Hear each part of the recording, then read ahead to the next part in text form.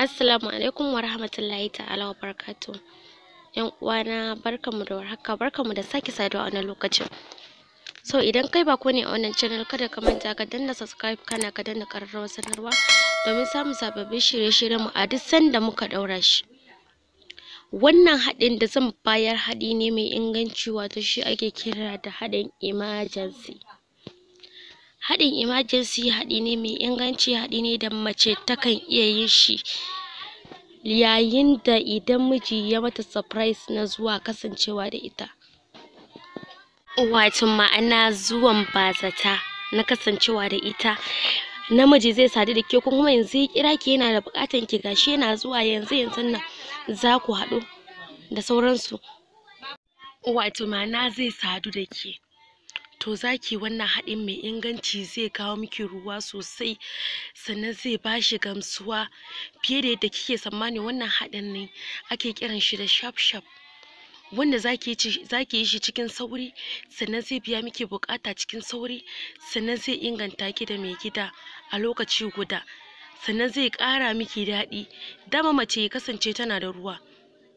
To wannan haɗin da zan lissafo yar uwata shi zaki yi shi, sannan ki samu wannan abubuwa masu inganci, sannan ki kasance kina da ƙima yar uwata. Ki gwada wannan haɗin mai inganci, mai bada ruwan ni'ima cikin ƙanƙanin lokaci, sannan mai sa namiji ya ji tamkar babu yake. Wannan haɗin da zan lissafo yar uwata ba masu wahala bane, abubuwa ne ƙalilan. Sannan kafin ki wannan haɗin zan baki shawara ya kasance ko ina kina nan tsaf tsaf. Abu da farko da zan faɗa shine mun san Lipton zaki samu Lipton, abu na farko kenan. Abu na biyu da zaki samu shine zaki samu zuma mai kyau, sannan zaki samu madara. Idan kika samu zuma, kika samu Lipton, kika samu madara, sannan zaki samu kanamfari. Wannan abubuwa guda huɗu da na lissafo shi zaki amfani da shi, wato zuma, Lipton, kanamfari, sannan kuma da madara.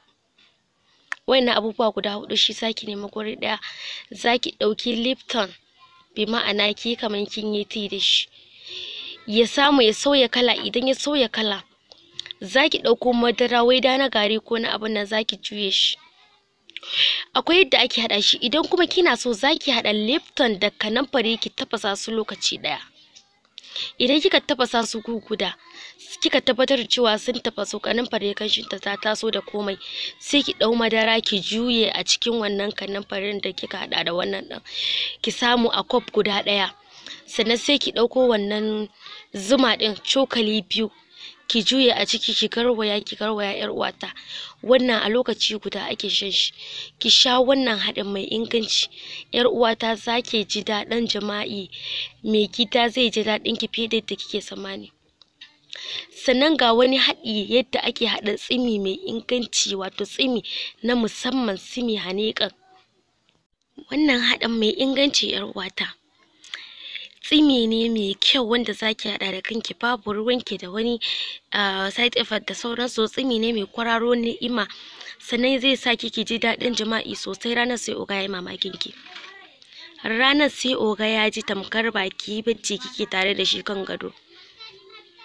Yar uwata, wannan shine a wurin ki iya kwanciya, ki iya tsalo, ki iya komai da komai.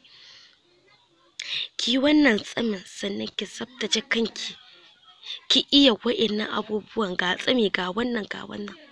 Haba yar uwata, kin gama mallaka, babu boka ba malam wallahi. Wannan haɗin zaki yi shi da kanki. Abu na farko zaki samu haɗi ne ba wani mai wahala ba. Abu na farko zaki samu sassaken magarya.